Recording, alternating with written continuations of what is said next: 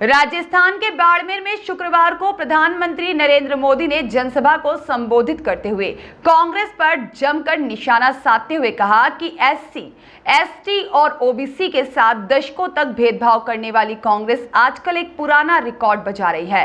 वह कांग्रेस जिसने बाबा साहब के जीते जी उन्हें चुनाव हरवाया, उन्हें भारत रत्न नहीं मिलने दिया और जिसने आपातकाल लगाकर संविधान को खत्म करने की कोशिश की, वह कांग्रेस मोदी को गाली देने के लिए संविधान के नाम पर झूठ की आड़ ले रही है।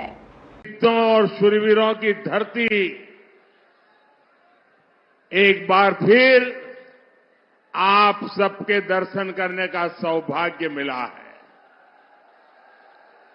ये वो धरती है जिसके वीरों की कहानियां आज भी सीमा पार खौफ पैदा करती है।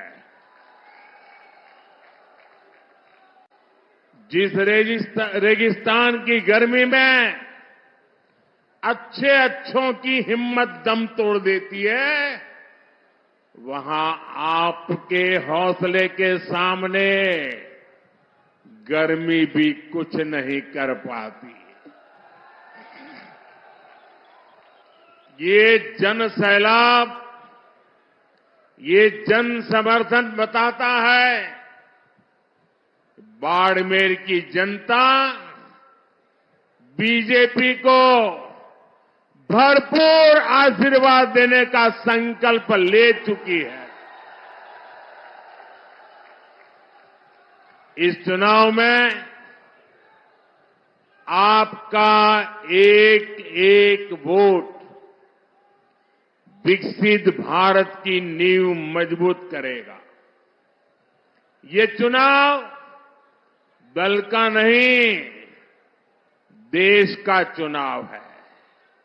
इसलिए आज पूरा देश कह रहा है 4 जून 400 पार, 4 जून और मालानी की यही पुकार, फिर एक बार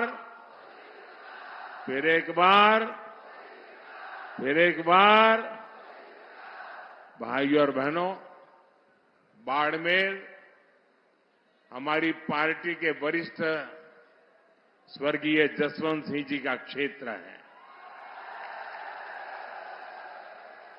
यहां के लोगों ने हमेशा मुझे बोला है, मोदी जी आप देश के दुश्मनों को सबक सिखाओ, बाड़मेर जिताने की जिम्मेदारी हमारी।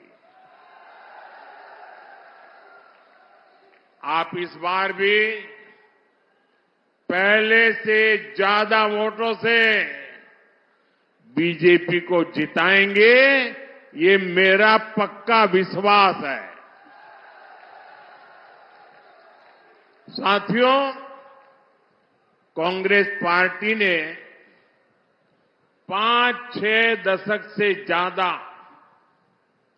देश पर हुकूमत की, लेकिन देश की कोई एक बड़ी समस्या ऐसी नहीं जिसका संपूर्ण समाधान कांग्रेस ने दिया हो। राजस्थान के लोगों से बेहतर इस बात को कौन जानेगा। जिस राजस्थान के लोगों ने देश को अपने लहू से सींचा, उस राजस्थान को कांग्रेस पार्टी ने पानी के लिए प्यासा रखा। मेरी माताएं बहनें तपती गर्मी में रेतीले धोरों पर सिर पर घड़े रखकर कोस कोस चलकर पानी लेने जाती थी। हमारी बहनें यहां कहती थी, घी ढुले तो मारो कुछ न जासी, पानी ढुले मारो सब कुछ झांसी, यानी पानी घी से भी ज्यादा मूल्यवान था। लेकिन 70 साल तक किसी ने इन माताओं बहनों की नहीं सुनी। जब आपने आपके बेटे मोदी को सेवा करने का मौका दिया, मैंने जल जीवन मिशन शुरू करके इस त्रासदी को खत्म करने का बीड़ा उठाया। जल जीवन मिशन से हमने राजस्थान के 50 लाख घरों तक पानी पहुंचाया है। लेकिन जितने दिन राजस्थान में कांग्रेस सरकार रही, उसने जल जीवन मिशन में भी जमकर भ्रष्टाचार किया। कांग्रेस ने राजस्थान तक पानी लाने के लिए ईआरसीपी परियोजना भी पूरी नहीं होने दी। वहीं हमारे भजनलाल शर्मा जी की सरकार ने 100 दिन के भीतर ही ईआरसीपी परियोजना को पास करवाया है। हरियाणा से पानी का समझौता भी हो गया है और हम लोग तो चाहे राजस्थान हो या चाहे गुजरात हो, हम लोग तो लाखा बंजारा को अपना आदर्श मानने वाले लोग हैं। हमारा संकल्प है कि हम राजस्थान के हर घर तक पानी पहुंचाए।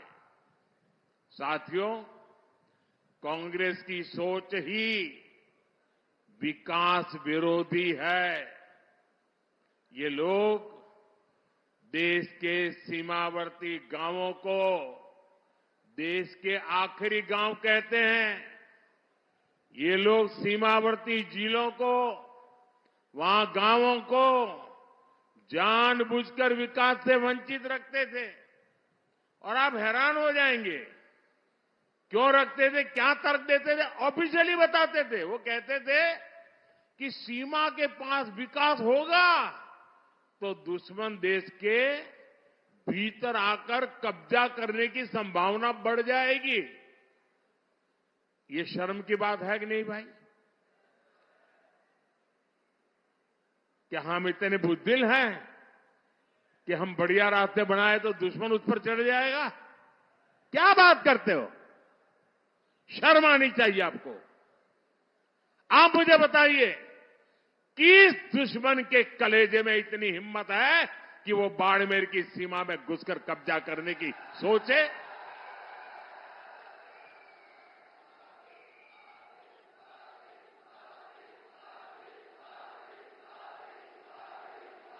है हिम्मत किसी में? भाइयों बहनों, हम सीमावर्ती इलाकों को, सीमावर्ती गांवों को आखिरी गांव नहीं, देश का प्रथम गांव मानते हैं। हमारे लिए देश की सीमा यहां पूरी नहीं होती है, हमारे यहां से देश शुरू होता है।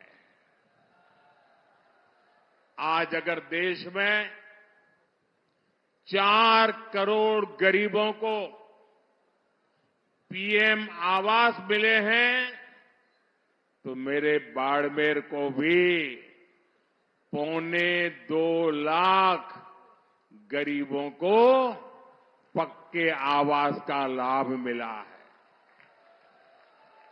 भाजपा सरकार देश की आखिरी सीमा तक सड़कें और हाईवेज बना रही है।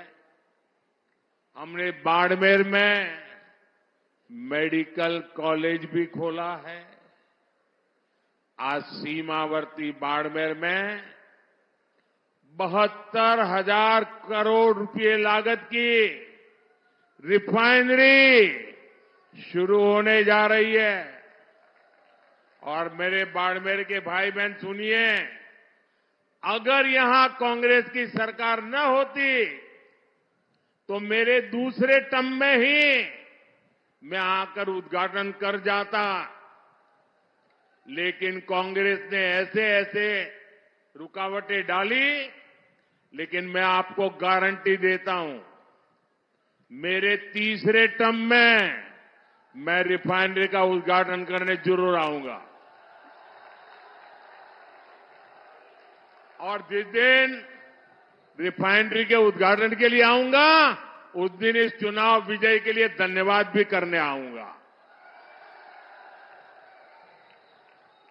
आने वाले समय में इस इलाके में रोजगार के अवसर पैदा होंगे, युवाओं के लिए नए रास्ते बनेंगे। मेरे बाड़मेर के भाई बहन जो पुराने लोग हैं, वो जब मेरी ये बात सुनते हैं तो उनको लगेगा या ये संभव है, ये होगा क्या? स्वाभाविक है कि ऐसी मुसीबतों में उन्होंने जिंदगी गुजारी है। यहां से पलायन होना बहुत स्वाभाविक था। मां बाप भी बच्चों को कहते थे, भाई कहीं और चले जाओ, यहां रह के क्या करोगे? वो दिन थे। ऐसा ही हाल कच्छ का था। मैं गुजरात का अनुभव बताता हूं आपको। कच्छ का भी हाल ऐसा ही था, लेकिन 2001 के भूकंप के बाद गुजरात के लोगों ने मुझे सेवा का मौका दिया। आज पूरे हिंदुस्तान का सबसे तेज विकास करने वाले जो जिले हैं, उसमें आज कच्छ जिला पहुंच गया है। मुंबई में जमीन की जो कीमत होती है, वो कच्छ की जमीन की कीमत हो गई है। अगर कच्छ बदल सकता है तो बाड़मेर बदल सकता है कि नहीं बदल सकता है? बदल सकता है कि नहीं बदल सकता है? मैं ये करके आया हूं और इसलिए मैं गारंटी देता हूं, ये भी मैं करके रहूंगा। यहां के एयरपोर्ट में भी पिछली सरकार ने जमकर रोड़े अटकाए थे। अगर कांग्रेस ने बेवजह ब्रेक न लगाया होता तो यहां का एयरपोर्ट 2 साल पहले ही चालू हो जाता। साथियों, कांग्रेस ने जिन लोगों को दशकों तक नहीं पूछा, मोदी उनको पूजता है। हमारे आदिवासी समाज के बच्चे आगे बढ़े, इसके लिए हम एकलव्य मॉडल आवासीय स्कूल खोल रहे हैं। आदिवासी समाज को सिकल सेल एनीमिया से मुक्ति दिलाने के लिए हम अभियान चला रहे हैं। भाजपा ने आदिवासी समाज को सम्मान दिलाने के लिए देश को पहली महिला आदिवासी राष्ट्रपति दी है। हमारे गांव ढाणियों की महिलाएं, मेघवाल समाज, लंगा, मंगणियार समाज के लोग पीढ़ियों से हस्तकला का काम करते आए हैं। भाजपा ने पहली बार उन्हें आगे बढ़ाने के लिए पीएम विश्वकर्मा योजना शुरू की है। अपनी मेहनत से रेत में भी फसल उगाने वाले यहां के किसानों को भी कभी किसी ने नहीं सराहा।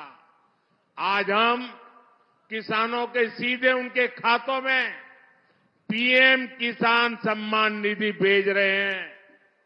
किसानों की आय बढ़े, इसके लिए हम मोटे अनाजों को, श्री अन्न को पूरी दुनिया में प्रमोट कर रहे हैं। ये हमारा बाजरा कोई पूछता नहीं था, सिर्फ हम गांव के लोग खाते थे। आपको जानकर के खुशी होगी, अभी मैं जब अमेरिका गया तो अमेरिका ने राष्ट्रपति ने अपने घर में व्हाइट हाउस में बड़ा भोज रखा था। लेकिन मजा देखिए, उस भोज में जितनी चीजें खाने के लिए बनाई थी वो हमारे मोटे अनाज में से बनाई थी, हमारे बाजरे, हमारा ज्वार, उसमें से बनाई थी। दुनिया में जो मेरा छोटा किसान पानी के अभाव में खेती करता है, मोटा अनाज पैदा करता है, मैंने दुनिया को समझाया है ये मामूली अनाज नहीं है, ये सुपर फूड है, सुपर फूड। आपकी सेहत के लिए उत्तम फूड है। और मैं दुनिया में आपके किसानों के द्वारा बनाई ये बाजरा ज्वार दुनिया में बेच रहा हूं। दोस्तों, मूंग का समर्थन मूल्य भी आज जितना है उतना कभी नहीं था। मोदी आपके सुख दुख में आपके साथ है, क्योंकि आपके सपने ही मेरे संकल्प है। साथियों, एससी, एसटी, ओबीसी भाइयों और बहनों के साथ दशकों तक भेदभाव करने वाली कांग्रेस आजकल एक पुरानी रिकॉर्ड बजा रही है। जब भी चुनाव आता है, संविधान के नाम पर झूठ बोलना ये इंडिया अलायंस के सब साथियों की फैशन बन गई है। वो कांग्रेस जिसने बाबा साहब के जीते जी उन्हें चुनाव हरवाया, जिसने बाबा साहब को भारत रत्न नहीं मिलने दिया, वो कांग्रेस जिसने देश में आपातकाल लगाकर संविधान को खत्म करने की कोशिश की, आज वो मोदी को गाली देने के लिए संविधान के नाम पर झूठ की आड़ ले रही है। ये मोदी है जिसने देश में पहली बार संविधान दिवस मनाना शुरू किया। ये कांग्रेस वालों ने संविधान दिवस मनाने का विरोध किया था। पार्लियामेंट में भाषण है उनका। क्या बाबा साहब का ये अपमान है कि नहीं है? संविधान का अपमान है कि नहीं है? इतना ही नहीं, ये मोदी है जिसने बाबा साहब से जुड़े पंच तीर्थों का विकास किया। इसलिए बाबा साहब और संविधान का अपमान करने वाले कांग्रेस और इंडिया अलायंस के झूठों से, उनकी गपबाजी से सावधान रहने की जरूरत है। और कांग्रेस वाले सुन लें, ये 400 सीट की बात देश की जनता ने इसलिए की है कि आपने 10 साल पार्लियामेंट में मुझे अच्छे काम करने के लिए रोकने की लगातार कोशिश की है। और इसलिए देश आपको, कांग्रेस को सजा देना चाहता है और साफ कर देने का मन बना लिया है। और जहां तक संविधान का सवाल है, आप मान के चलिए और मोदी के शब्द लिख के रखिए, बाबा साहब आंबेडकर खुद आ जाए तो भी संविधान खत्म नहीं कर सकते हैं। ये हमारा संविधान सरकार के लिए गीता है, रामायण है, महाभारत है, बाइबल है, कुरान है, ये सब कुछ हमारे लिए हमारा संविधान है। साथियों, भारत के खिलाफ ये इंडिया अलायंस वाले कितनी नफरत से भरे हुए हैं, ये इनके मैनिफेस्टो में भी नजर आता है। कांग्रेस के मैनिफेस्टो में तो बंटवारे की, गुनहगार मुस्लिम लीग की छाप नजर आती है। अब इंडिया अलायंस में शामिल एक और दल ने देश के खिलाफ बहुत खतरनाक ऐलान किया है। उन्होंने अपने मैनिफेस्टो में लिखा है, जिस पोखरण की धरती ने कहना है कि हम भारत के परमाणु हथियार नष्ट कर देंगे, दरिया में डुबो देंगे। भारत जैसा देश जिसके दोनों तरफ पड़ोसियों के पास परमाणु हथियार हो, क्या उस देश में परमाणु हथियार समाप्त करना, इसकी सोच ये समाप्त करना चाहता है इंडिया अलायंस? क्या परमाणु हथियार समाप्त होने चाहिए? मुझे सबका जवाब चाहिए। क्या परमाणु हथियार समाप्त होने चाहिए? क्या परमाणु हथियार समाप्त होने चाहिए? मैं जरा कांग्रेस को पूछना चाहता हूं, आपके ये साथी, ये आपके इंडिया अलायंस के साथी किसके इशारे पर काम कर रहे हैं? ये कैसा गठबंधन है जो भारत को शक्तिहीन करना चाहता है? आखिर किसके दबाव में आपका ये गठबंधन हमारे परमाणु ताकत को समाप्त करना चाहता है? एक तरफ मोदी भारत को शक्तिशाली राष्ट्र बनाने में जुटा है, वहीं इंडी गठबंधन वाले भारत को कमजोर देश बनाने का ऐलान कर रहे हैं। माता तनोट राय की धरती के लोग क्या इसे स्वीकार करेंगे? कमजोर देश आपको मंजूर है? शक्तिहीन देश आपको मंजूर है? क्या ऐसा सोचने वालों को सजा देंगे? इस चुनाव में सजा देंगे? कमल पर वोट दबा करके उनको सजा देंगे? और इसलिए पूरे देश के लोगों को इंडी गठबंधन से सतर्क रहने की जरूरत है। साथियों, जिस भारत मां के लिए हम अपने जीवन की परवाह नहीं करते, ये कांग्रेस पार्टी उसे सिर्फ एक जमीन का टुकड़ा मानती है। और इसलिए कांग्रेस के राष्ट्रीय अध्यक्ष राजस्थान की वीर भूमि में आकर कहते हैं कि मोदी ने कश्मीर से 370 हटाया तो राजस्थान से उसका क्या लेना देना, क्या वास्ता? यहां आकर के बोल के गए।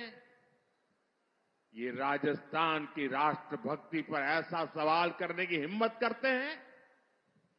जिस राजस्थान के वीरों ने सीमा पर कश्मीर के लिए सीने पर गोलियां खाई, उससे पूछते हो कि कश्मीर से क्या वास्ता? इस बाड़मेर के सपूत भीखाराम मुंड ने करगिल युद्ध में अपना बलिदान दे दिया था। और कांग्रेस कहती है कि कश्मीर का राजस्थान से क्या वास्ता? जिस राजस्थान में, कश्मीर में जन्मे बाबोसा रामदेव जी की घर घर पूजा होती हो, उससे पूछते हो कि कश्मीर से क्या रिश्ता? जब कश्मीरी हिंदुओं को उनके घर से खदेड़ा गया था, तब कितने ही परिवारों को राजस्थान ने बसाया था, गले लगाया था। और ये पूछते हैं कि राजस्थान का कश्मीर से क्या वास्ता? अरे उनको पता नहीं होगा, करगिल के लोग ईरान गए थे और ईरान में कोविड की भयंकर महामारी में फंस गए थे। उनको वापस लाना था, कोविड के साथ लाना था, बड़ा संकट का काम था। उनको हिंदुस्तान ला करके कहां रखे, देश को जान करके गर्व होगा। ये मेरे राजस्थान की वीर भूमि है। जैसलमेर में ईरान से लाए गए कोविड के वो सारे लोग जो करगिल के रहने वाले थे, वहां वो माइनस टेम्परेचर में रहते हैं, यहां 35-40 डिग्री टेम्परेचर में महीना भर रहे। जब ठीक हुए तब राजस्थान ने उनको घर वापस भेजा था। ये है मेरा राजस्थान। कांग्रेस भारत को भाषा, प्रांत, जात पात में तोड़ना चाहती है। इसलिए आपको इस चुनाव में कांग्रेस को फिर एक बार सबक सिखाना है। साथियों, कांग्रेस हर उस काम का विरोध करती है जो देश हित में होता है। कांग्रेस हर उस ताकत के साथ खड़ी हो जाती है जो देश विरोधी होती है। आप देखिए, हम लोग देश में, राजस्थान में शक्ति की उपासना करते हैं, माता की उपासना करते हैं, लेकिन कांग्रेस के शहजादे कहते हैं कि वो हिंदू धर्म की शक्ति का विनाश कर देंगे। अरे मेरी माताओं बहनों की ताकत तुम नहीं जानते हो। किसी मर्द को आगे नहीं बढ़ाने पड़ेगा। ये शक्ति को नष्ट करने वालों को ये मेरी माता बहनें ही निपट लेगी। देश में राम मंदिर निर्माण का पुनीत पावन काम होता है, कांग्रेस उसका भी बहिष्कार करती है। और कांग्रेस करती क्या है? कांग्रेस रामनवमी की शोभा यात्रा पर राजस्थान में पत्थरबाजी करने वाले दंगाइयों को संरक्षण देती है। देश पे घुसपैठिए आते हैं तो कांग्रेस उनका स्वागत करती है, लेकिन भारत विभाजन का विरोध करने वाले हमारे दलित और सिख भाई बहनों को नागरिकता देने वाले सीएए का ये विरोध करते हैं। मैं आपसे पूछता हूं, क्या कांग्रेस एक भी सीट राजस्थान से जीतने की हकदार है क्या? हकदार है क्या? एक भी सीट बचनी चाहिए क्या उनकी?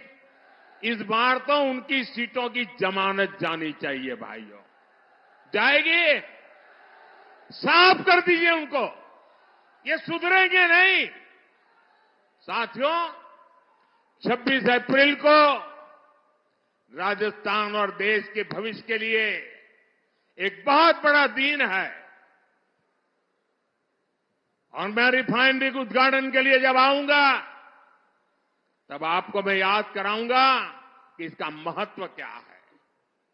भारतीय जनता पार्टी ने बाड़मेर से कमल की जिम्मेदारी भाई कैलाश चौधरी जी को दी है।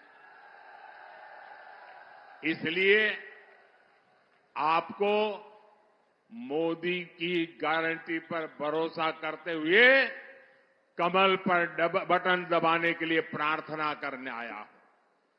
आपके आशीर्वाद लेने आया हूं।